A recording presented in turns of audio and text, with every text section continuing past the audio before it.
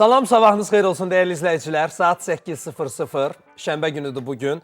11 may tarixini yaşayırıq və Telesəhərdən hamınıza qucaq dolusu salamlarımızı göndəririk. Bugün də siz istirahət eləyin, yaxşıca dincəlin. Biz də sizə həftənin, günün ən aktual xəbərlərini, mövzularını çatdırmağa çalışacağıq. Sabahın xeyir olsun Nərmin. Sabahın xeyir olsun Şahik. Sanki o siz istirahət eləyin, elə dedin ki, bir qısqanclıq yaşayırsan oradakı. Siz istirahət eləyirsiniz, biz işləyirik. Yəni bu artıq Firuzə verdim bunu, sənə deyim. Əziz tamaşaçılar, sabahınız xeyirli olsun. Hər birinizə xoş həftə sonu arzulayırıq. 2 saat ərzində sizinlə olacaq. Bir-birinə maraqlı mövzularımız var. Həftə ərzində aktual mövzularımız var. Elə bunları da müzakirə eləyəcək. Və çox zaman itirmədən bugün 11 may tarixini yaşayırıq. 11 may tarixində nələr baş verib, təqvimdə bugün də hansı hadisələrlə yadda qalıb, bütün bunları indi izləyəcəyik.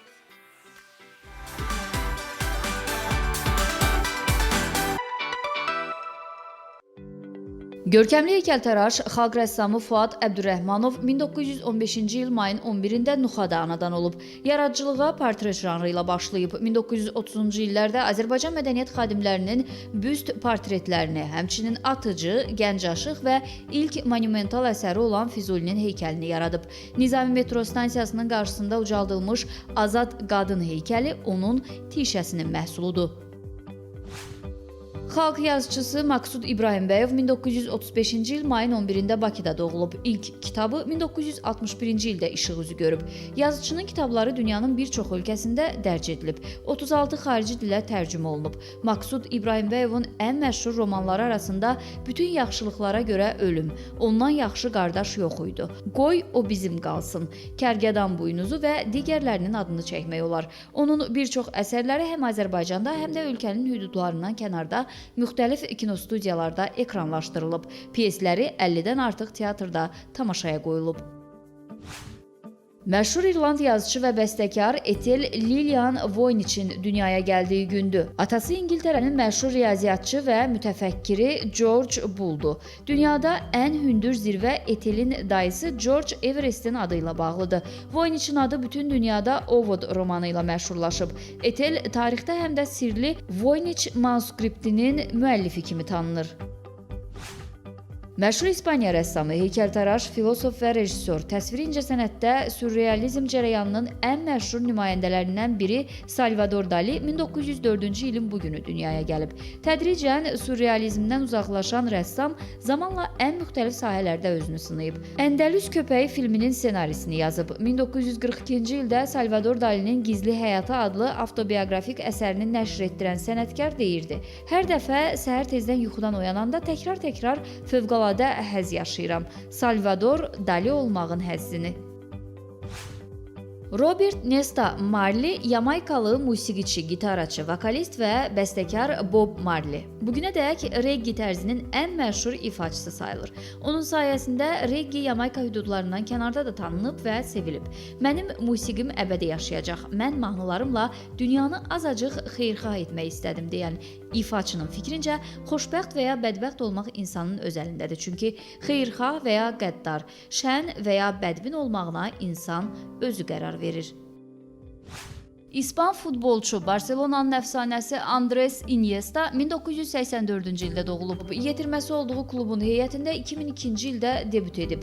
Kasper və ölüm ləqəbləri ona solğun rənginə görə verilib. İllüziyaçı adını isə futbol sahəsindəki ustalığına görə qazanıb.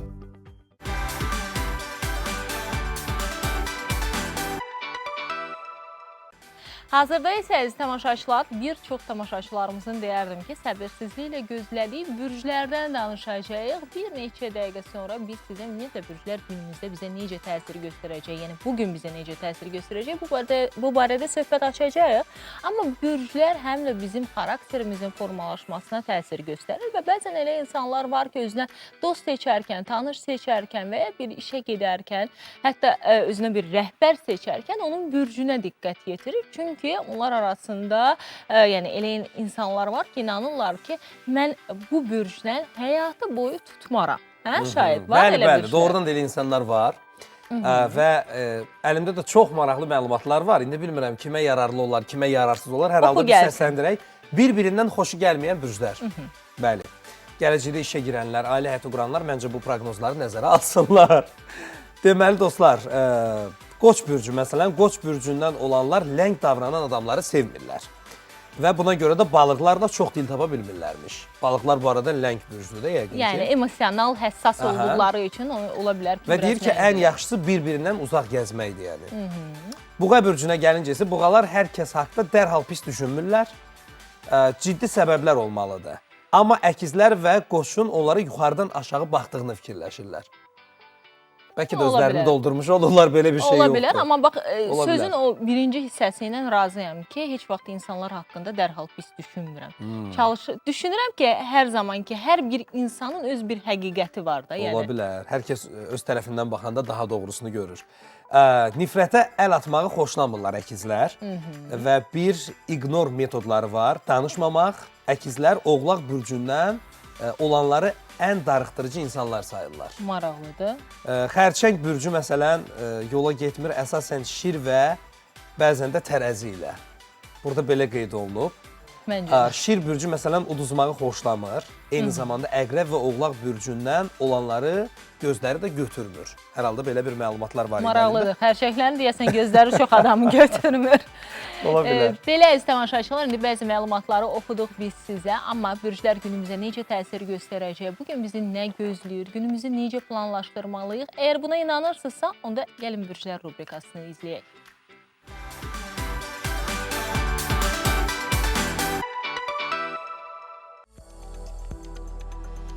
Qoç, bütün vacib planlarınızı təkrar nəzərdən keçirin. Axşama yaxın mübahisəli vəziyyətlərdən uzaq olun, səbirlə davranın. Buğa, hər bir məsələyə ciddi şəkildə yanaşmalısınız. İstənilən zarafat və ya qeyri-səmimilik vəziyyəti korlaya bilər. Əkizlər, çıxardığınız qərarlara məsuliyyətlə yanaşın. Bugün uğurlara yaxın olacaqsınız. İş yerinizdə həmkarlarınızla münasibətləri mülayimləşdirməyə çalışın. Xərçəng, üzərinizə götürdüyünüz öhdəlikləri yerinə yetirmək üçün mütləq kimdənsə dəstək almalısınız. Odur ki, ümid bağladığınız insanlara üz tutmağınız məsləhətdir. Şir, qarşınızda uğurlu bir gün dayanır. Təzə xəbər eşidəcəyinizə təminat verən ulduzlar maddi durumunuzda irəliləyişlərin olacağını da istisna etmir. Qız, əsas gücünüzü fəaliyyət prinsipinə yönəldin. Aldığınız təklifləri dönə-dönə nəzərdən keçirin. Bütün görüş və danışıqlarda təşəbbüskarlığı əldən verməyin. Tərəzi, əzmkarlığınızı artırmaqla nüfuz dairənizi genişləndirə bilərsiniz. Bu arada uzaqda yaşayan doğmalarınızla mütləq əlaqə saxlayın. Maddi durumunuz imkan versə, səfərə də çıxmaq olar. Əqrəb, ünsiyyətdə olduğunuz insanların əksəriyyətinə qarşı münasibətləri ilqlaşdırmağa səy göstərin. Xoş təsadüflər və qonaqlıqlar gözlənilir. Ox atan, ötən dövrün sıxıntıları bugünkü ovqatınıza müəyyən gərginlik qatacaq. Müsbət enerjiniz sayəsində bu vəziyyətdən də asanlıqla çıxacaqsınız. Oğlaq, hər şeydən əvvəl maliyyə məsələləri barədə düşünün. Hətta buna görə digər planlarınızı təxirə də salmaq olar. Günün ikinci yarısında ciddi sövdələşmələrdə iştirakınız gözlənilir. Dolça, günün ümumi mənzərəsi qənaətbəxşdir. Çox iş görmək olar, hər addımı vaxtında atmağa çalışın. Təzə xəbər şəxsi büdcənizdə artım ehtimalı var. Balıqlar, risk etməkdən qorxmayın. Əmin olun ki, qarşınızda duran maneələri yalnız cəsarətli olmaqla aradan qaldıra bilərsiniz. Sağlamlığınıza qayğı göstərməyi də unutmayın.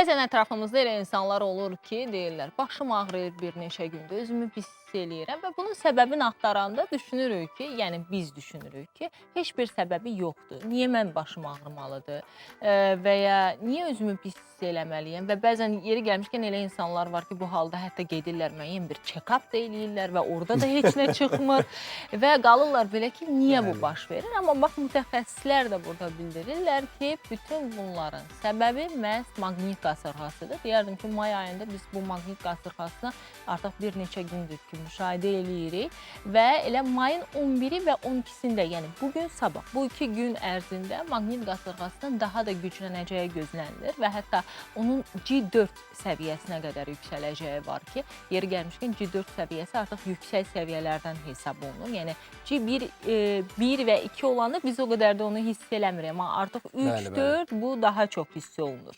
Və əhval-ruhiyyəsi sözün əsl mənasında havadan asılı olanlar, yəni belə insanlara meteohəssas insanlar deyilir. Bəli. Və sizin üçün bir sujet hazırlamışıq. Yəni 2 gün baş ağrıları, əzələ ağrıları, bir narahatlıq ola bilər əslində. Bu da ki, planetimizə olan maqnit qasırğasının təsiri ilə bağlıdır və ona görə də belə vəziyyətdə, belə hallarda necə davranmaq lazımdır, nələr etmək lazımdır, sıradakı sujetdə daha ətraflı məlumatınız olacaq.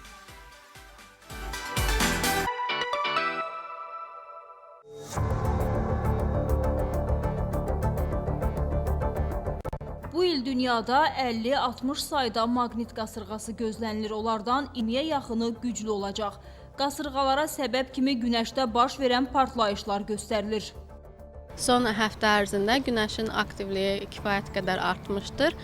Belə ki, biz bir gün ərzində müəyyən ləkə qruplarında hətta M və X nif ardıcıl alışmalar müşahidə edirik və 8 may tarixindən sonra artıq alışmalara bağlı olaraq bir neçə tac kütlə atılması da müşahidə olunmuşdur ki, həmin tac kütlə atılmaları yerə istiqamətlənmişdir və nəticədə biz 11, 12, 13 may tarixlərində artıq geomaqnit qasırğalarının olacağını gözləyirik. Mayın 11-12-sinə proqnozlaşdırılan növbəti maqnit qasırğasının bugün Bakı vaxtı ilə saat 9-12 radələrində güclənəcəyi, G4 səviyyəsinə qədər yüksələcəyi proqnozlaşdırılır. Geomaqnit şkalası 5 səviyyəyə bölünür və maksimal şkala G5-dir.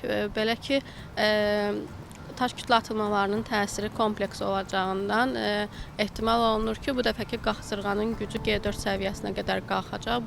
13 may tarixindən isə geomaqnit sahə normal səviyyəyə enəcək. Meteohəssas insanlara bu günlərdə açıq havada çox vaxt keçirməmək tövsiyə olunur. Ümumilikdə maqnit qasırğalarının təsirini yaşlılar, hamilə qadınlar, eləcə də xroniki xəstəliyi olanlar daha çox hiss edirlər. Baş ağrısı, baş gicəllənmə, ürək bulanma, əzələ və oynaqlarda ağrı və yuxusuzluq halları baş verə bilər. Belə hallarda həkim nəzarəti altında profilaktik tədbirlərin görülməsi, fiziki və psixoloji yüklənməni azaldaraq fəal istirahətə üstünlük verilməsi tövsiyə olunur. Sədaqət Süleyman, Emin Tağıyev, Telesəhər.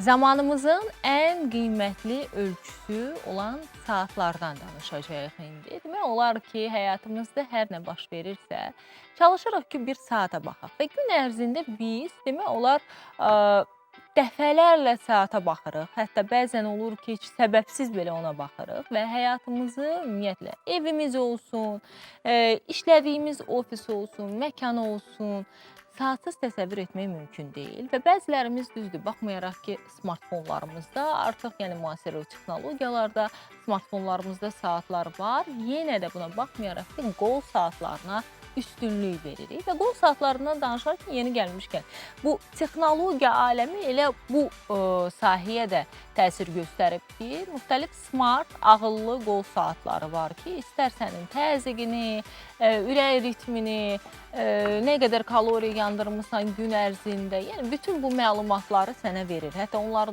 həmin saatlarla telefonla danışmaq olur, bəziləri var ki, hətta onlarla yazışmaq belə olur və s. Amma elə aramızda elə insanlar var ki, şayət klassik saatlara da üstünlük verir. Yeri gəlmişkən mən fikir vermişəm ki, bax sən elə həmin o insanlardan birisən. Mexaniki saatlar, bəli. Mexaniki, klassik saatlar. Heç ümumiyyətlə ağıllı saatım olmayıb mənim, heç vaxt. Bilmirəm, nəsə diqqətimi də çəkməyib. Arada sırada ürəyimə gəlib ki, deyirəm ki, bu cəmaatda var, qoy məndə də olsun. Amma sonra vazgeçmişəm yəni fikrimdən. Yeri gəlmişkən mənim ağıllı saatım olub, amma indiyəcən o evdə sadəcə belə durur, gözəllik üçün. Nə narahat elədi sən, məsələn, o boyda pul verdin, xərc çəkdin, məsələn, belə bir saat aldın da. Birinci niyə aldın və indi niyə istifadə eləmirsən, nə dəyişdi? aldım. Yəni hər kəs çox tərifləyir, bəzən o qədər reklam edir ki, deyirsən ki, doğrudanmı bu mənim yerimə bütün işləri görəcək? Biraz marketinq qurbanı oldum, Ay, ona sağ görə ol. aldım. Digər tərəfdən düşündüm ki, nə yaxşı ağıllı saatda hər şey, bütün məlumatlar orada Rahat olacaq olar da və işin sairə, biraz. rahat olacaq. Amma daha sonra başa düşdüm ki, yox, yenə də nə qədər də olsa mən ənənəvi insanlardanam və məsəl üçün Oradan telefonla danışarkən və ya hər hansısa bir bildiriş gələrkən telefona istər-istəməz saata yox, telefona əl atıram. Deməli, onda mexaniki saatlar bugün biraz daha öndə gəlirmiş kimi. Çünki nə qədər texnologiya inkişaf eləsə də, çox ağıllı saatlar olsa da, ağıl dəryası saatlar olsa da, amma bugün mexaniki saatlar onlardan bir addım öndədir. Bəli. Yəni nə qədər bir zamanlar o reklamını görsək də, çox populyar olsa da, amma bugünkü gündə. Amma bu arada deyim, kifayət qədər bahaları da var içində. Yeri gəlmişkən mən elə bunu demək istədim. Bugün onun Sən deyirsən- xəstəliyinə tutulanlar var, dırnaqarası xəstəlik deyim də buna. Yəni model Müəyyən kolleksiya yenilənir, toplayanlar var. adam dərhal gedir 1000 manat, 1300 manat, 1500 manat verir, ağıllı saatı alır. Yəni model yeniləndikcə bu Amma addımlar Şərq, atır. digər tərəfdən həmin biz danışdığımız mexaniki saatlar da bir o qədər də ucuz deyil. Çünki Əlbəttə, onların yəni bu çox bahalı. əl əməyidir. Bəli, bəli, bəli. Və mexaniki saatların hazırlanması da çox çətin çəkir. Bəzən olur ki, o dəyərləri daha yüksək olan mexaniki saatlar var. Elə əziz tamaşaçılar, növbəti süjetimizdə əməkdaşlarımız həm müəyyən bir sorğu keçiriblər ki, insanlar hansı tip saatlara daha çox üstünlük verirlər, həm də elə mexaniki və smart saatların üstünlüklərindən danışacaq.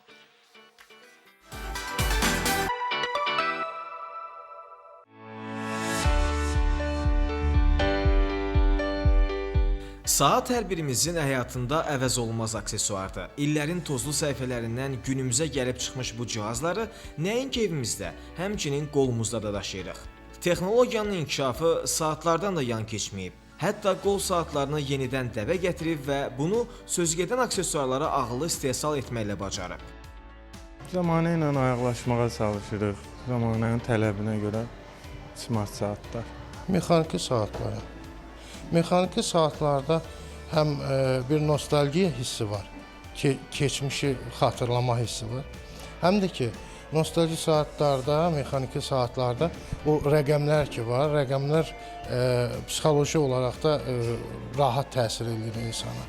Ağıllı saata üstünlük verirəm, çox funksiyalıdır, addımları sayır və işimə çox yarayır. Zövqlər müxtəlif olduğu kimi seçimlər də müxtəlifdir. Smart saatların istehsalı artsa da, tələbat daha çox mexaniki modellərədir.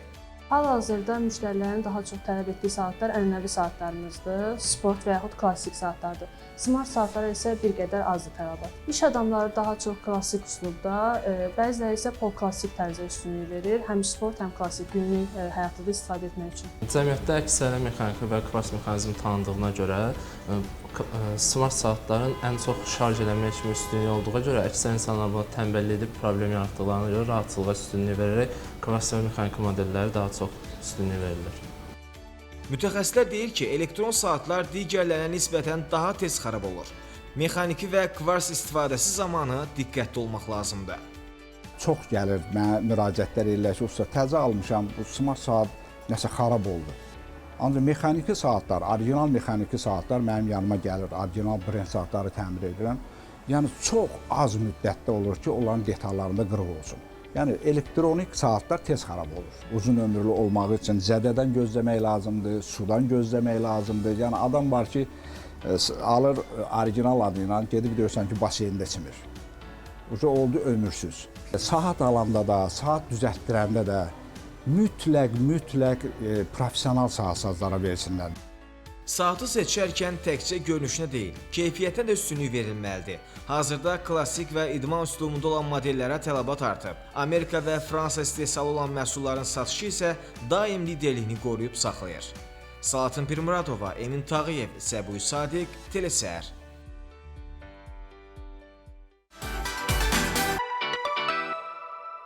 Telesəhəri izləyirsiniz əziz tamaşaçılar. Yeni qoşulan tamaşaçılarımızı da salamlayırıq. Hər birinizə xeyirli, xoş bir həftə sonu arzulayırıq və biz davam eləyirik. Yeri gəlmişkən bugündən etibarən mədəniyyət paytaxtımız Şuşada Xarı Bülbül Beynəlxalq Musiqi Festivalı başlayır.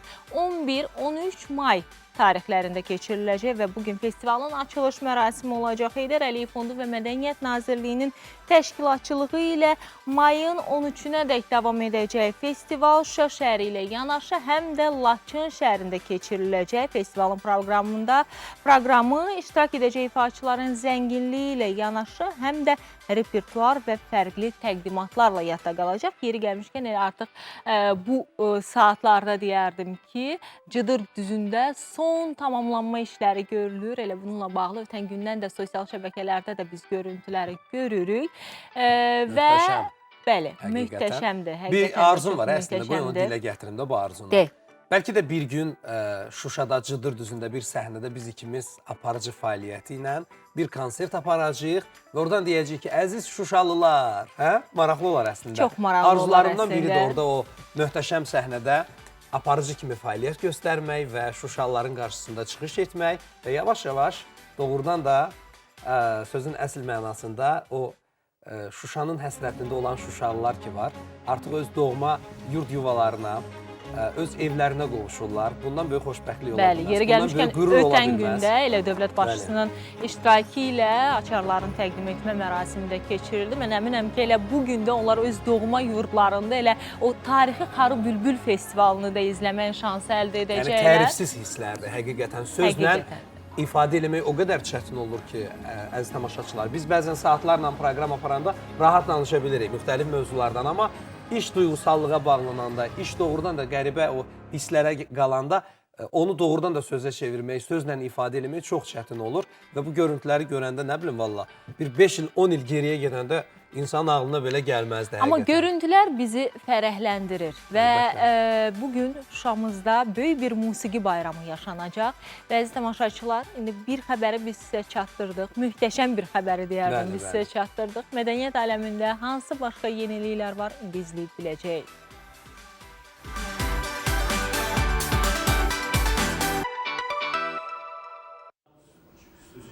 Dünyada iki alimin üzünə baxmaq olmur. Onlardan biri günəş, ikincisi isə ölümdür. Qəhrəmanlar isə ona görə qəhrəmandır ki, onlar ölümün düz üzünə baxırlar. Albert Agaronov kimi. Albert başqa yol da seçə bilərdi. O, musiqini sevirdi, Bakıda böyümüşdü, İsrailə də gedə bilərdi. Ancaq o, Azərbaycanın ağır vəziyyətini görərək musiqi alətini tanka dəyişdi. İndi onun döyüşdüyü tank Azərbaycan Hərb Tarixi Muzeyinin həyətində Həzi Aslanovun idarə etdiyi 17 nömrəli tankla yanaşı dayanıb. Bu fikirlər Tank 533 Albert Agaronov adlı qısametrajlı filmin təqdimatında səsləndirildi. Everyone remembers the panic among the Armenian aggressors caused by the appearance of Azerbaijani soldiers, the hot battle, the burning enemy equipment, and the scared Armenian thugs. Tədbirdə çıxış edənlər Albert Agaronovun şərəfli həyat yolundan, döyüşlərdə göstərdiyi qəhrəmanlıqlardan danışdılar. Bildirildi ki, Şuşa uğrunda gedən döyüşlərdə canından keçərək şəhidlik zirvəsinə ucalan Albert Agaronovun xatirəsini Azərbaycan xalqı hər zaman əziz tutur, adını əbədiləşdirir. Ümumiyyətcə, bu bizim bir böyük silsilə layihələrimizdir ki, biz milli qəhrəmanların tanınması ilə bağlı və xüsusən də belə xüsusi təqdimatları həyata keçiririk. Biz misal üçün Fransada, Kanadada, Amerika Birləşmiş Ştatlara, hardakı erməni icması mövcuddur, fəaliyyət göstərir. Biz bundan əvvəl Albert Agaronov haqqında bir neçə dildə onun haqqında bir kiçik də bir belə kitab nəşr etmişdik. Bizim diaspora təşkilatlarımız. Təbii ki, erməni icması aciz qalır bu təbliğatın qarşısında. Çıxışlarda qeyd edildi ki, Azərbaycanın multikultural modeli dünyanın ən qabaqcıl ölkələri üçün bir nümunədir. Yahudilər Azərbaycandakı kimi dünyanın heç bir yerində təhlükəsizlik və əmin-amanlıq şəraitində yaşamayıblar. İnanın ki, Azərbaycanda olan dini müxtəliflik və dini müxtəlifliyin harmoniyası heç bir dünyanın qabaqcıl dövlətlərində görmək mümkün deyil. Siz təsəvvür edin ki, Bakı şəhərinin gözəl küçələrindən birinə onun adı verilmiş və həmən küçənin başlanğıcında da onun möhtəşəm heykəli durur. Bu ancaq Azərbaycanda mümkündür. Tədbirdə çıxış edən Albert Aqarunovun ailə üzvləri milli qəhrəmanı unutmadığına görə, xatirəsini daim əziz tutduğuna görə Azərbaycan xalqına minnətdarlığını bildirdi. Он наш младший брат. На 5 лет младше меня был. O bizim kiçik qardaşımız idi. Xasiyyətcə mülayim bir insan idi. Musiqi ilə məşğul olurdu. Mən hər dəfə İsraildən Bakıya gələndə Azərbaycan xalqının ona necə ehtiramla yanaşdığının şahidi oluram. Diaspora İş üzrə Dövlət Komitəsi nümayəndələri, digər diplomatlar da İsrailə gələndə mütləq bizim evə baş çəkirlər. Albert Aqarunov ölümündən sonra Azərbaycanın milli qəhrəmanı adına layiq görülən ilk əskərlərdəndir. O, həmçinin Vətən övladı və Həzi Aslanov ordenləri ilə də təltif olunub. 1992-ci il mayın 11-də Şəhidlər Xiyabanında dəfn olunan milli qəhrəmanın adına abidədə ucaldılıb.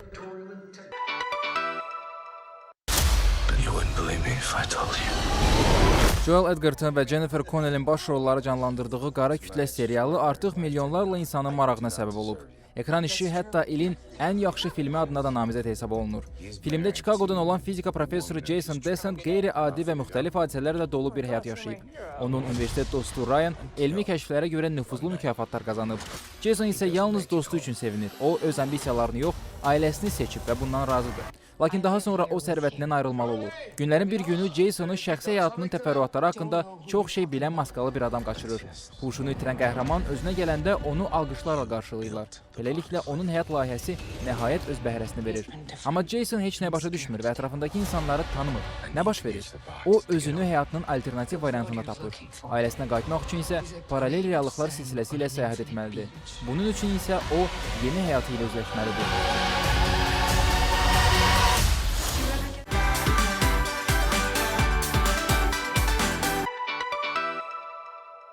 Gələcəyimiz olan gənclərdən danışacağıq ki, onlar gələcəyin həm də ixtiraçılarıdırlar. Texnologiya aləmindən ayaqlaşırlar, yeniliklər ixtira eləyirlər, texnoloji yeniliklər ixtira eləyirlər və elə Azərbaycanı xaricdə təmsil edən istedadlı gənclərimiz var ki, növbəti süjetimiz də onlar haqqındadır. Bəli, və bu qəhrəmanlarımızı mən istəyərdim ki, yaxından tanıyasınız. Hələ yaşları azdır, amma nailiyyətləri o qədər böyükdür ki, gələcəyin sözün əsl mənasında memarlarıdır bunlar və uğurları bol olsun. Beynəlxalq yarışlarda da ölkəmizi layiqincə təmsil edən bu istedadları məncə daha yaxından tanımaq borcumuzdur.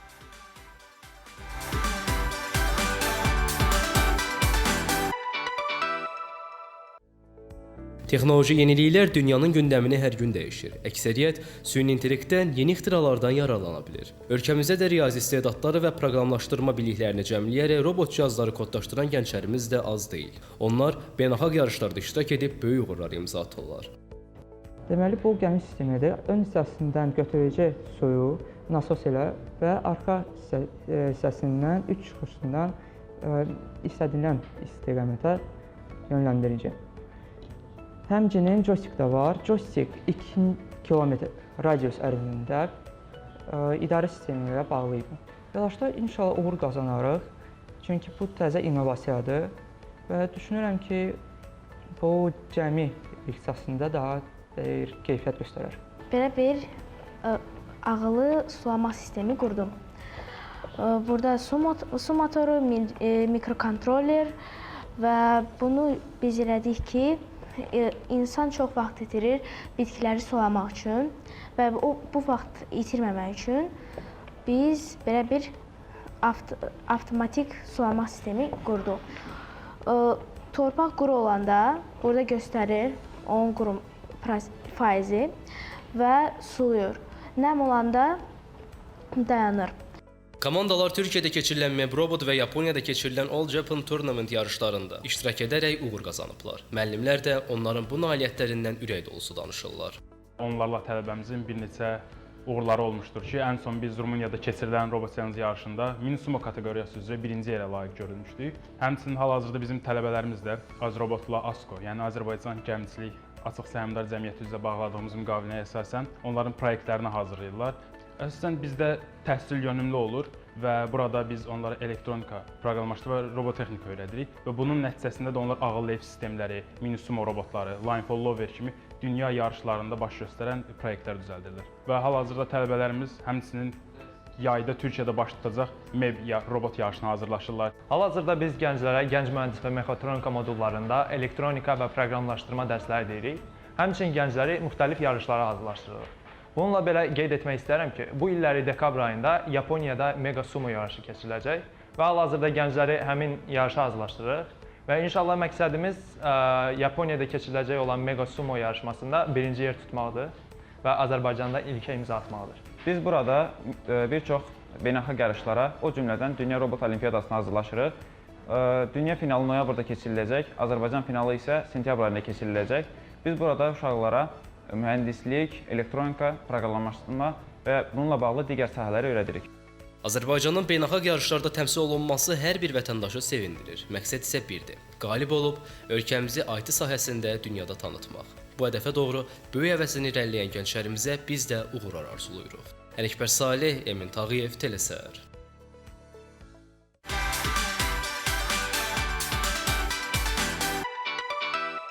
Əziz tamaşaçılar, ötən gün 10 may tarixində biz ümummilli lider Heydər Əliyevin 101 illiyini qeyd etdik. Onun doğum tarixini qeyd etdik. Və Heydər Əliyevdən biz danışarkən hər zaman vurğulayırıq ki, Heydər Əliyev bir çox sahələrə, müxtəlif sahələrə diqqətlə yanaşırdı. Demək olar ki, ölkə rəhbərliyinə gəldiyi ilk günlərdən bütün sahələrin inkişafına təkan verdi. Və maraqlıdır ki, müxtəlif peşə adamları da ümummilli lider Heydər Əliyevi özünə yaxın hesab edirdilər və bu sırada da fırça ustalarını xüsusilə mən vurğulamaq istərdim.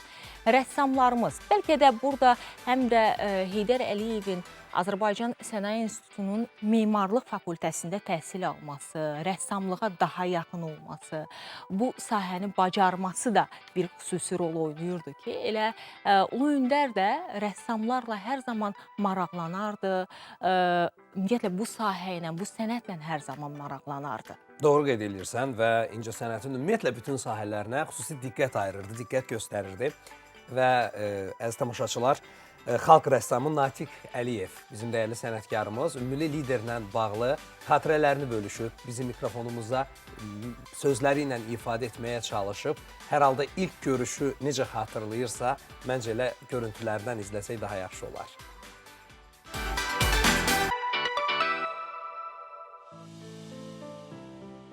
Heydər Əliyevin vaxtilə rəssamlıq təhsili alması sonralar onun fəaliyyətində yüksək yaradıcılıq əzmini, qrup yaratmaq şövqünü həmişə qüvvətləndirirdi.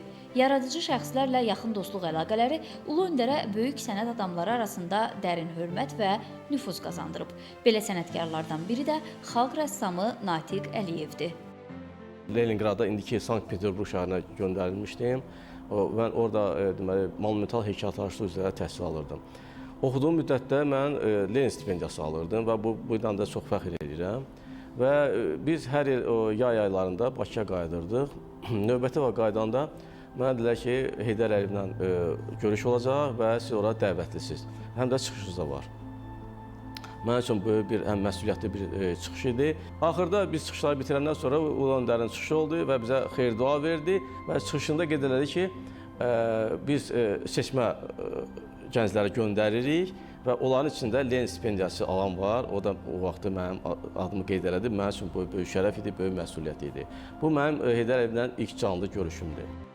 Xalq rəssamı deyir ki, ümummilli liderlə sonrakı görüşü onun İncəsənət Universitetində pedaqoqluq fəaliyyəti dövrünə təsadüf edir.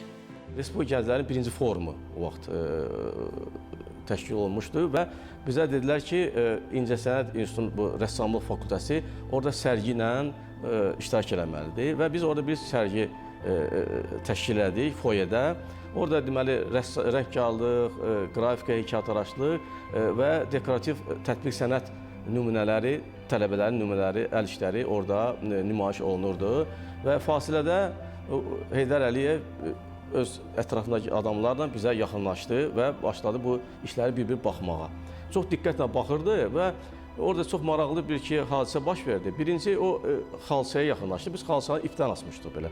Gəldi, əlini çəkdi belə xalçaya və xalçanın arxa tərəfi çevirdi və orada texniki suallar verdi ki, bu sıxlığı nə qədərdir, ərişi nə qədərdir, mən bunları bilmirdim. Sonra mən xalçaları soruşdum ki, sən demə xalçanın sıxlığı var, nə qədər sıxlığı var, Heydər bunu bilirdi. Və orada mən ondan öyrəndim onu.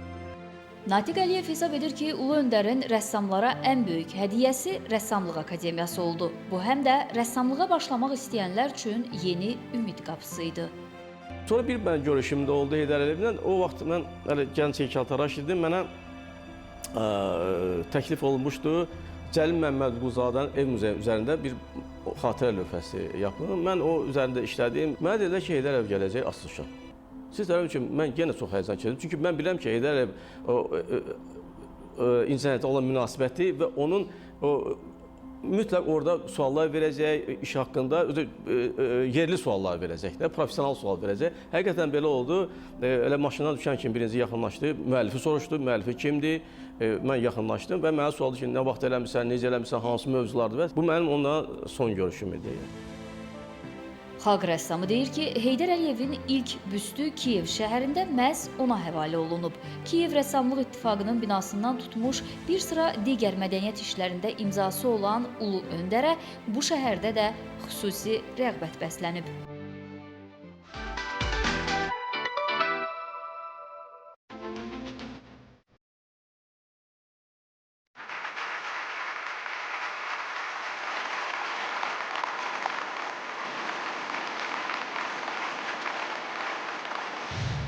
Mənim üçün xoşdur bu tüstü. Uşaq vaxtında mənim də belə sacın üstündə həmişə mənə lavaş pişirərdi. Mən bunların hamısını görmüşəm. Belə ocağın başında mən çox oturmuşam. Mənim üçün qəribə bir şey deyil. Buna narahat olmayın. Siz də toya hazırlaşırsınız.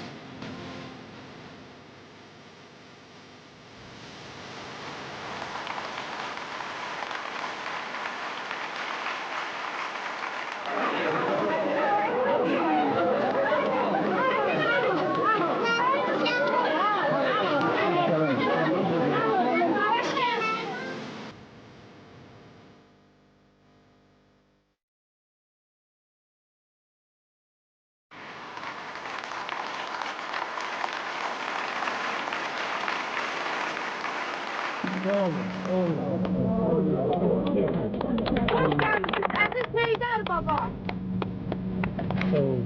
En güzel arzudur, en güzel dilek Heydər Asayla görüş eylemek. Yeni qəsəbəyə, yeni mənzilə, gəlin qədəmlərin mübarək olsun. Amin Allah.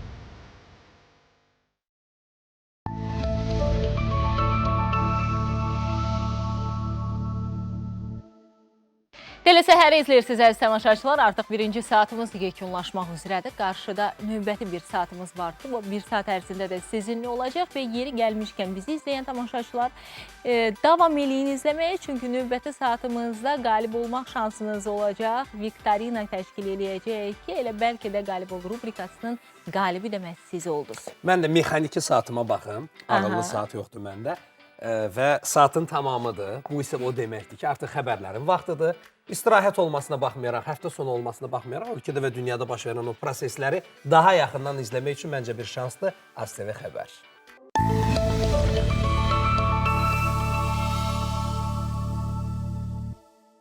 Beləliklə, xəbərləri izlədik və artıq telesəhərin ikinci saatındayıq. Yeni qoşulan tamaşaçılarımızı salamlayırıq. Sabahınız xeyirli olsun. Sizə xoş həftə sonu arzulayırıq və həftə sonunuzun elə xoş keçməsi üçün də bizim sizə bugün hədiyyəmiz var əziz tamaşaçılar və qalib ol rubrikasını sizə hazırda təqdim edirik. Bəli.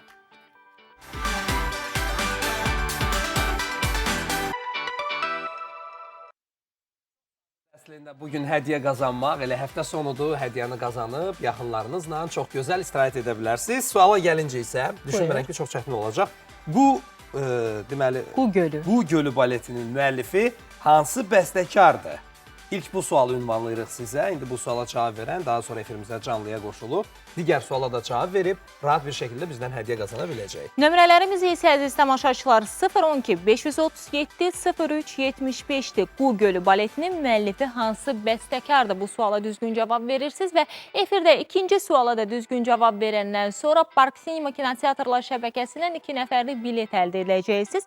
Siz suala düzgün cavab verin, biz isə bu günümüzdən danışaq. Çünki bugün və sabah ölkə ərazisində güclü maqnit qasırğası müşahidə olunacaq və hətta həmin maqnit qasırğasının G4 səviyyəsinə qədər yüksəlməsi də gözlənilir ki, xüsusilə havadan əhval-ruhiyyələri, özlərini necə hiss eləmələri asılı olan insanlar bu halda diqqətli olmalıdır. Bəli, belə insanlara meteohəssas insanlar deyilir və belə vaxtlarda, zamanlarda, günlərdə necə davranmaq lazımdır? Maqnit qasırğasına məruz qalmamaq üçün hansı addımlar atmaq lazımdır? Sıradakı sujetimizi mütləq izləyin. Əziz valideynlər, diqqətiniz bizdə olsun, çünki birinci sinifə qəbul başlayıb və xüsusilə də tədris digər dildə aparılan bölmələr üzrə birinci sinifin qəbulunun müsahibə mərhələsi davam eləyir artıq və burada xüsusilə vurğulamaq lazımdır ki, mayın 30-una dək bu müsahibə davam eləyəcək. Suallara gəlincə, birinci sinif üçün suallara gəlincə, elə növbəti sujetdə də görəcəksiniz ki, həmin o gələcəyin şagirdləri özləri də bildirirlər ki, suallar bir o qədər də çətin deyirlər, asan suallardır. Elə adətən evdə öyrəndikləri, valideynləri tərəfindən öyrəndikləri suallardır ki, ümumi, yəni neçə yaşım var, qardaşım, bacım varmı və s. Bu kimi suallar verilir uşaqlara. Əslində yaşların az olmasına baxmayaraq elə indidən onlara imtahan həyəcanını yaşadıb, gələcəyin təməlini bəlkə də doğru atmaqdır qərar. Əməkdaşlarımız imtahan prosesində iştirak ediblər. Maraqlıdır o imtahan prosesi necə reallaşıb, həyəcan hansı səviyyədə olub, gəlin izləyək.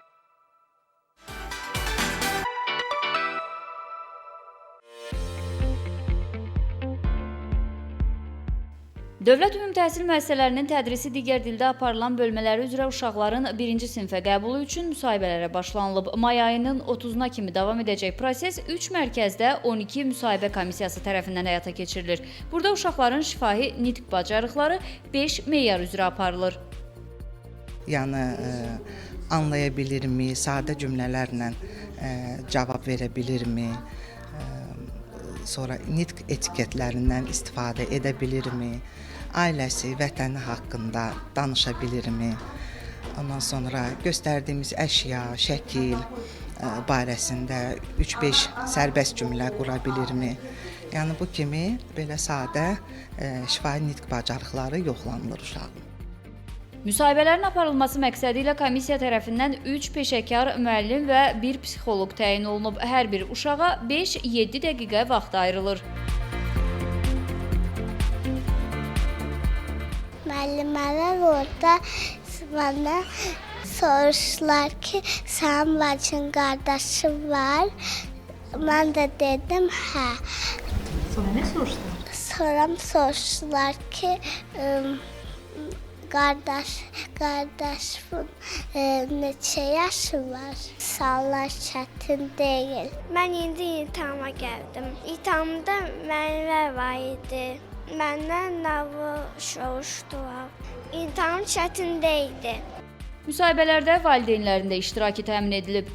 Müəllimləri gördü, itirdi özünü biraz. Yəni belə normal bildiyi suallar idi. İnşallah ki, keçər. Yəni ümid eləyirəm keçər. Yəni dəqiq bilmirik. Qızımı gətirmişdim imtahana. İmtahanlardan yaxşı cavab verdi. Suallara cavab yaxşı verdi. Razıyam. Ürəyimcə oldu. Adi suallar idi belə deyək. Yəni bildiyimiz həyat tərzimizdən suallar idi. Nağıllardan idi ən çox. Heyvanlardan idi. Nəyi bilir, nəyi bilmir. Çox yaxşı keçdi. İmtahandan məqbul cavab almayan valideynlər iyun ayının 3-nədək apellyasiya komissiyasına müraciət edə bilərlər. Müsahibədən uğurla keçən uşaqların valideynləri isə 12 iyun 13 sentyabr tarixlərində məktəb və müəllim seçimi prosesində iştirak edəcəklər. Aydan Əliyeva, Zaur Haşimov, Çinarə Vaqif, Telesəhər.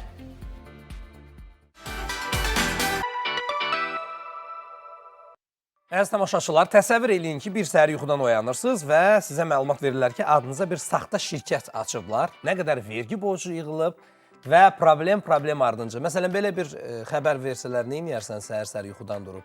İlk öncə əlbəttə ki, öz hüquqlarımla maraqlanaram ki, bu hallarda mən nə etməliyəm, hüquqi tərəfi bunun nədir və bəzən olur ki, sakitcə öz həyatımızı həqiqətən də yaşayırıq və bir də görürük ki, hər hansısa bir sənəd toplamağa gedirik, hər hansısa bir iş üçün gedirik və burada bizə bildirirlər ki, yox, biz sizə bu sənəti verə bilmərik, çünki sizin küllü miqdarda vergi borcunuz var. Elə bu hallarda da daha öncə də vurğuladığım kimi hüquqlarımızı bilmək çox vacibdir.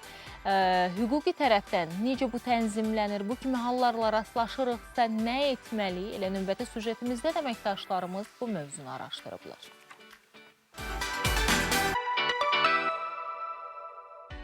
Hansısa iş üçün sənəd yığırsan, qurumların qapısını döydüyün zaman məlum olur ki, sən şirkət sahibisən. Hətta külli miqdarda vergi borcun da var. Bəli, bəziləri belə anormal vəziyyətə qarşılaşır. Adına bir deyil, bir neçə şirkətin açıldığı üzə çıxan şikayətçilər də az deyil. Müəyyən şəxslər onların adına sahibkarlıq subyekti yaradırlar, onların iştirakı ilə, amma həmin proseslə bağlı onlara məlumat verilmir. Nəticədə bu onu gətirib çıxarır ki, vətəndaş imza atır, prosesdə iştirak edir, amma buna rəğmən həmin o şəxsin sahibkarlıq subyekti yaratdığı və ya hansı öhdəlikləri götürdüyü ilə bağlı məlumatlı olmur. Ona görə bir tərəfdən çox vacibdir ki, vətəndaşlarımız bu tip hallarda, eyni zamanda sənədləri imzalayan zaman və ya elektron imza vasitəsilə daxil olan zaman elektron imzaladıqları sənədləri dəqiq olaraq oxusunlar və öhdəliklərlə tanış olsunlar. Elə buna görə də ekspertlər deyir ki, vətəndaşların heç də hamısı şirkət sahibi olduğundan xəbərsiz deyil. Belə ki, bəziləri müəyyən vədlər qarşılığında bu işə razılıq verirlər. Müəyyən ola bilsin ki, cüzi məbləğlər və yaxud da ki, onların iş ilə təminatı olacaq, yaxud gələcəkdə pensiya təminatları olacaq, müəyyən qohumluq, yaxın münasibətlər, dostluq, sinif yoldaşı və belə hallardan sui-istifadə edilərək vətəndaş əgər hüquqi şəxs açmağa vadar olunursa, tövsiyə olunur ki, ilk başdan heç bu proseslərə getməsinlər. Çünki ona hüquqi şəxs açmaq üçün təklif edən şəxsin birinci növbədə öz yaxın ətrafı var, öz ailə üzvləri var, oğlu, qızı və s. yaxın dostları, bunlara da müraciət edə bilər. Məhz insan vətəndaş düşünməlidir ki, niyə məhz mənə müraciət ediblər? Ona görə bundan yumşaq da desək, imtina olunması məsləhətdir. Belə hallarla rastlaşan vətəndaşlar etibardan sui-istifadə edilməklə aldadılmaları barədə aidiyyəti orqanlara müraciət edə bilərlər. Bu, şəxsi tam olaraq məsuliyyətdən azad etməsə də, aparılan araşdırmalarla saxtakarlığa yol verən şəxsləri müəyyən edə bilər. Saltın Pirmuradova, Zaur Aşimov, Səbuy Sadiq, Telesəhər. Elə hazırda da biz sərxoş sürücülərdən danışacağıq ki, bəzən olur ki, hər hansısa bir şənliyə gedirik, toy məclisinə gedirik və indi adətən bəylərdə bu rast gəlinir, amma təəssüflər olsun ki, elə xanımlar arasında da biz sosial şəbəkələrdə də izləyərkən görürük ki, bu hallara rast gəlmək olunur. Bir qədək içki içilir, spirtli içki içilir, daha sonra sükan arxasına əyləşirlər həmin insanlar və düşünürlər ki, heç nə olmayacaq. Burada ən yaxşı halda qayda pozuntusu qeydə alınır. Ən pis halda isə ağır qəzalar və insan ölümləri ilə hətta bu nəticələnə bilər. Yəni, ən rahat yolu, əgər anlayırsınızsa, siz bugün içkili olacaqsınız, ən rahat yolu mən düşünürəm ki, hazırda ayıq sürücü var, onu çağırmaq olar. Düzdür, şahid mənə baxır və düşünür ki, içkili insan heç fikirləşə bilir ki, yəni o adamın ağlına o gəlirmi yəni? Həqiqətən də bəzən hətta belə bir ifadə var ki, deyir, içkili insan adətən içki deyir beyninə olur, amma beynindəki isə o qədəhə düşür də. Doğru bir məncə ifadədir. Sosial şəbəkələrdə bugün bir məsxərə obyektinə çevrilmək, o reydlərdə çıxan görüntülər ki var, doğrudan da biabırçı görüntülərdir, mən belə deyərdim. Və bu addımı atan insan öz övladını da, ailəsini də, çevrəni də, dostlarını da, hər kəsi düşünməlidir. Yəni insansansa nəticədə bütün əhatəndə olan hər kəsi düşünmək məcburiyyətindəsən və sənin səhvin ucbatından bir insanın başına bir hadisə gəlirsə, bunun günahkarı əlbəttə ki sənsən və ömrümün sonuna kimi, ola bilər bəlkə 3 il, 5 il mən o qanuni tərəfləri qoyuram bir qıraq, vicdani tərəfləri var da bunun. Yəni, yaşadığın illərdə belə o vicdanının sızlaması və bu əlbəttə ki, lazımsız bir şeydir və ona görə də istənilən halda məncə bu cəza tədbirləri, mənim doğmam belə bugün, yaxınım belə spirtli içki qəbul edib, sükan arxasında olub bir qəza törədirsə, ümumiyyətlə bağışlanılmasın. Bu qədər və özlə, bəli, cərimələr də həddən artıq məncə ağır olmalıdır ki, bu insanları məncə ancaq bu yolla düz yola gətirmək olar. Sıradakı sujetimiz də elə bu mövzu ilə bağlıdır.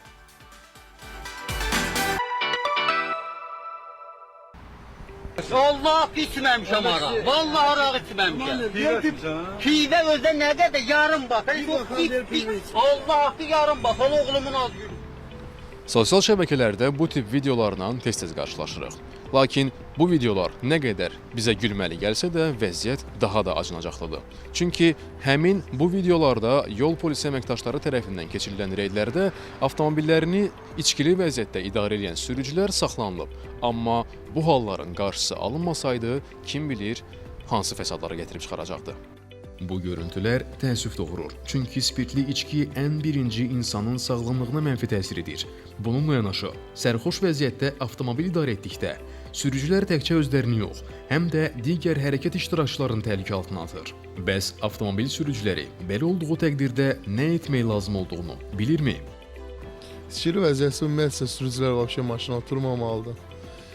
Başqa peşəxodların elə ki, gözləməlidir. İçkili vəziyyət daxil başda olmur. Bir qəza törədə bilərlər, kimisə vura bilərlər. İndi müasir devrimizdə bu ayıq sürücü kimi belə fəaliyyət göstərən orqanlar var. Bunlardan istifadə eləsin, ya bir başqa bir kiməsə xahiş eləsin, özü sükan arxasında oturmasın, həm özünü təhlükəyə atmasın və ətrafdakı həm sürücüləri, həm də vətəndaşları, piyadaları təhlükə altına atmasın. Birinci növbədə içkili vəziyyətdə sükan arxasında oturmasınlar, taksi xidmətindən istifadə eləsinlər, ya da ki, ayıq sürücüdən. İçkili vəziyyətdə sükan arxasında oturaraq ölüm itim ola bilər. Yəni kiminsə babasınmı, özünmü, ya nə bilim bir ailə üzvünmü bədbəxt eləyə bilər. Görünən odur ki, sərxoş vəziyyətdə avtomobil idarə etməyin məsuliyyətini əksər sürücülər başa düşürlər. Bununla paralel Baş Dövlət Yol Polisi İdarəsi tərəfindən də bu cür halların qarşısını almaq məqsədi ilə mütəmadi olaraq reydlər keçirilir. Lakin təəssüflə bildirməliyəm ki, olunan xəbərdarlıqlara, görülən tədbirlərə baxmayaraq, bəzi sürücülər hələ də yol hərəkəti qaydalarına qarşı biganə yanaşırlar. Bu da sonda az olunmaz, xoşagəlməz hadisələrin, halların baş verməsinə gətirib çıxarır. Bəzi sürücülər nəqliyyat vasitəsini idarə edərkən spirtli içkilərin təsiri altında idarə etməyə çalışırlar ki, bu da sürücünün həm özünün, həm də digər hərəkət iştirakçılarının həyat və sağlamlığı üçün bir mənalı olaraq potensial təhlükədir. Dövlət Yol Polisinin əməkdaşı tərəfindən sürücünün nəqliyyat vasitəsini idarə edərkən şübhə doğrulan bir hal aşkar olunduğu zaman həmin sürücü yoxlanılır və həmin sürücü əgər spirtli içkinin təsiri altında idarə edirsə, sürücü ilə bağlı ciddi intizam tədbirləri görülür. Sükan arxasında əyləşən hər bir sürücü qanunvericiliyin tələblərinə riayət etməlidir. Əks halda müvafiq cəza tədbirləri ilə yanaşı, hər bir insan üçün önəmli olan həyati təhlükə ilə də üz-üzə qala bilərik. Rauf Məmmədov, Zaur Həşimov, Telesəhər.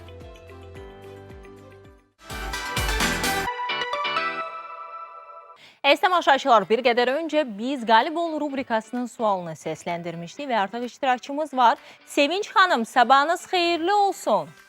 Sabahınız xeyir. Gününüz aydın olsun. Necəsiz? Əhval-ruhiyyəniz necədir? Yaxşıyam, çox sağ olun. Siz necəsiz? Çox sağ olun. Təşəkkür edirik və ümid edirik indi elə qalib olub daha da yaxşı olacaqsınız. Birinci sualımızı səsləndiririk. Bəli, çox çətin deyil məncə birinci sual. Bu Gölü baletinin müəllifi hansı bəstəkardır?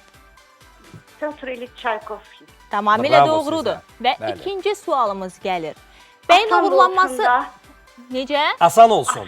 Asan olsun. Asan olacaq. Biz nə günə burada durmuşuq? Bəyin uğurlanması filminə baxmısınız Sevinç xanım? Bəli, bəli. Bəyin uğurlanması filmində Arif Quliyevin yaratdığı obrazın adı nədir? Miriş olmalıdır. Miriş. Elə də var. Hətta həyatda da biz bunu istifadə edirik. Nə tez böyüdün Miriş. Və biz sizi təbrik edirik Sevinç xanım. Siz Park Sinema Kinoteatrlar şəbəkəsindən 2 nəfərlik bilet əldə etdiniz. Gedib istənilən vaxt istədiyiniz filmi izləyə bilərsiniz. Və əziz tamaşaçılar, biz isə hazırda tarixi bir görüntüləri izləyəcəyik. Qızıl Fond rubrikasını təqdim edəcəyik. Azərbaycan televiziyasının Qızıl Fondunda qorunub saxlanılan o qızıl kimi görüntülər və ötən əsrin 70-ci illərinə səyahət edirik. Bəli dostlar, 1970-ci ilə bir növ virtual səyahət edəcəyik. Qızıl Fonddan eksklüziv görüntülər təqdim təqdim olunur sizə. Kür Abşeron su kəmərinin açılışından orada bəhs olunur və təbii ki, ümumilli liderimiz də orada həmin açılışda iştirak edir.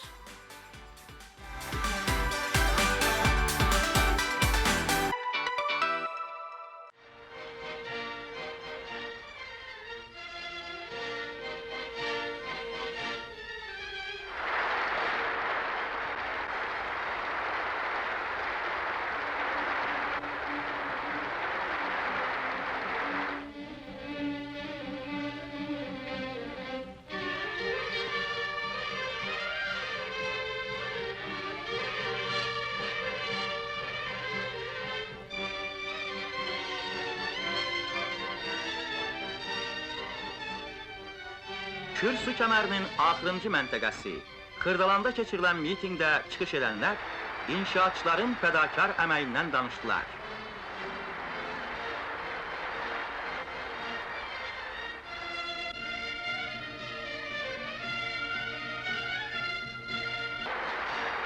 Azərbaycan Komünist Partiyasının birinci katibi Əliyev Yoldaş Xırdalanda keçirilən mitingdə geniş nitq söylədi. O, Azərbaycan Komünist Partiyası Mərkəzi Komitəsi, Respublika Ali Soveti Rəyasət Heyəti və Nazirlər Soveti adından Kür Abşeron su kəmərinin inşaatçılarını böyük qələbə münasibəti ilə təbrik etdi.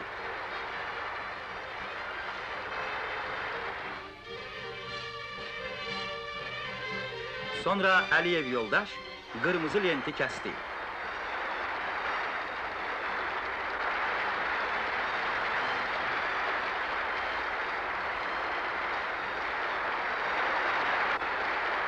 Kürün suyu Bakıya axmağa başladı.